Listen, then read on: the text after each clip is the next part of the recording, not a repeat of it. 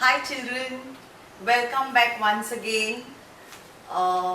Teacher Siddha here, welcoming you all to another lesson in geography.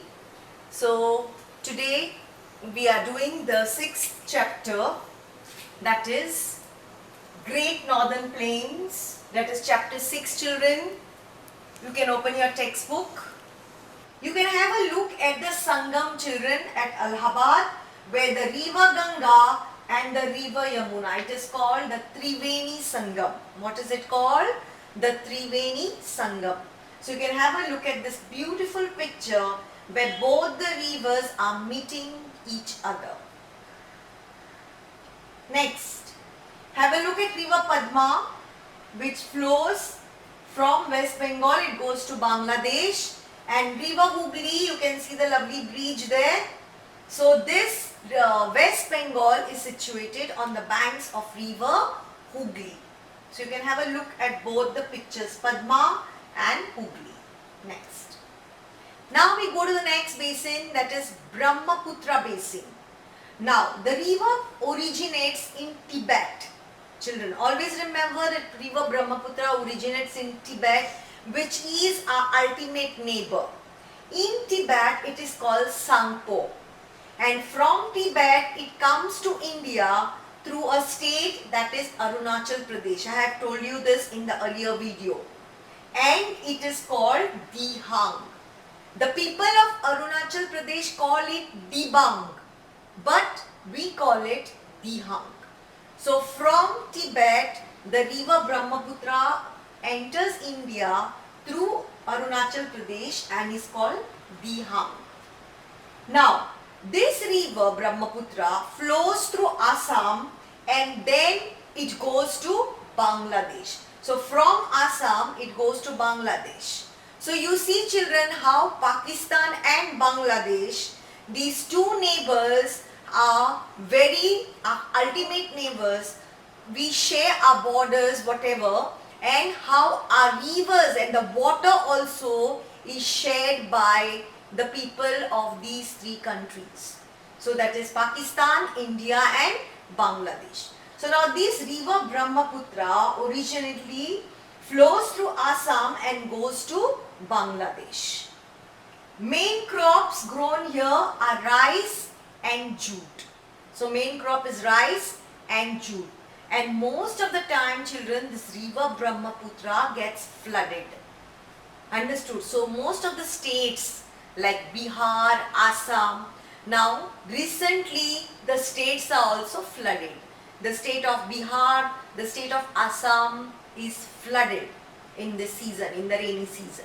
So most part of the Brahmaputra basin is flooded. Next. Now you can see Sangpo here. You can see it originates in Tibet. You can see Dihang. When it comes into or enters India, it is called Dihang. So you can have a look at the lovely pictures. Yes. Next. Now we go to the climate of the northern plains. Now the climate in the western states of Delhi, Punjab, Haryana and UP. Now the western states children, they are the summers are very hot and the winters are very cold. Like Delhi, Punjab, Haryana and UP. These are the western states. Here the summers are very hot, winters are very cold. Then they experience Lu. Lu are the hot gusty winds which blow in the months of summer. That is in the month of May, April, May. And the people of these states experience Lu, which is children, they cannot tolerate it at times. It is the hot wind which blows or the breeze which blows. So that is called Lu. Now these regions have less rainfall. Okay. And whereas the eastern states like Bihar, West Bengal, Assam, they receive heavy rainfall. So the rainfall is very heavy here. The climate is cool and pleasant in winters. Okay, it is not the cold winters won't be there, but it is cool and pleasant, but plenty of rainfall, that is heavy rainfall in the eastern states. So you should know the difference between the western climate and the eastern climate of the northern plains. Next. Now, Ganga and Brahmaputra, now this river Ganga and Brahmaputra, both these rivers join to form the largest delta in the world called the Sundarban Delta. So, there is a place where the river Ganga and the river Brahmaputra join, and that is called the Sundarban Delta, and then it flows into the Bay of Bengal. So this Sundarban Delta is the world's largest delta. Now children, we want to know what is a delta. Teacher is saying delta. So what is a delta? So it is a low flat land that flow flat land is like a triangle shaped, okay, where the river divides into smaller rivers and it forms a triangle. That is called a delta. I'll repeat it again.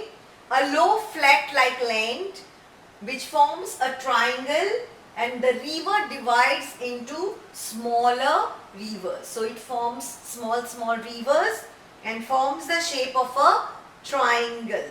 Okay. Crops which are grown here are rice, wheat, sugarcane, millets and jute. We know rice, we know wheat, sugarcane, millets. Now you must be eating ragi, children. So ragi is a millet. Okay. Then jute. We know the cash crop jute, where you make jute bags, jute cloth, jute, different articles are made out of jute. Sacks also are, a sack, okay, is made out of jute. Okay, children, look at the Sundarban Delta, children. See, this is the delta. It forms a triangle shape. Can you see the delta? So this is the Sundarban Delta. That is the world's largest delta. Go to the next. Food. Okay, the food or the rice bowl of India. Now the northern plains are called the food bowl or the rice bowl of India, children, because the plains are very fertile. Most of the rivers flow through the northern plains. The occupation is farming, so farmers can grow their crops and they can get a good yield of their crop. Farmers can grow large quantities of crops, that they can grow a lot of crops because first of all the land is fertile.